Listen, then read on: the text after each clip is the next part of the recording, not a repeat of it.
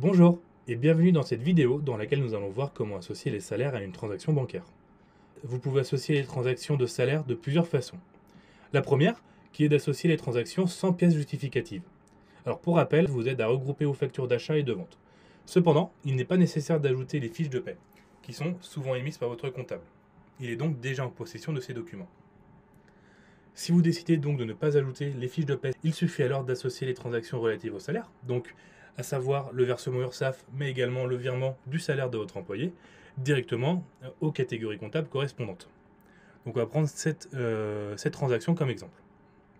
Ici, je me dirige dans catégorie compte comptable, et je cherche donc la première catégorie, rémunération du personnel, à laquelle j'associe la transaction. Plus tard, quand vous allez effectuer le virement pour l'URSSAF, vous allez associer cette transaction directement à la catégorie comptable URSSAF. Pour la seconde manière, donc si vous avez ajouté vos fiches de paie sur iPaysat et que vous souhaitez associer chaque fiche de paie au virement correspondant, alors il faut passer par un compte tiers. Donc pour cela, on se dirige dans Paramètres et compte tiers juste ici. Là, l'objectif, ça va être de créer un compte tiers par employé. Donc j'en ai déjà créé un juste ici, voilà, que nous retrouvons ici. Une fois que ça a été fait, on peut importer les fiches de paie. Donc voilà, là j'ai un exemple ici, toujours avec Jean-Luc Rossi. Des points assez importants à avoir en tête quand vous importez les fiches de paie. Veillez bien à retrouver les différentes informations clés, donc à savoir le nom de l'employé juste ici, la catégorie comptable et également le total.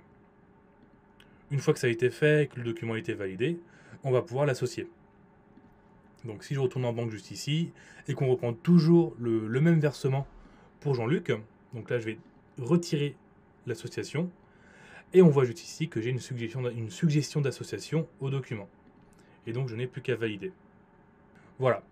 Lorsque là aussi vous allez avoir le virement pour les charges pour l'URSSAF, vous allez associer ces virements-là directement à la catégorie comptable.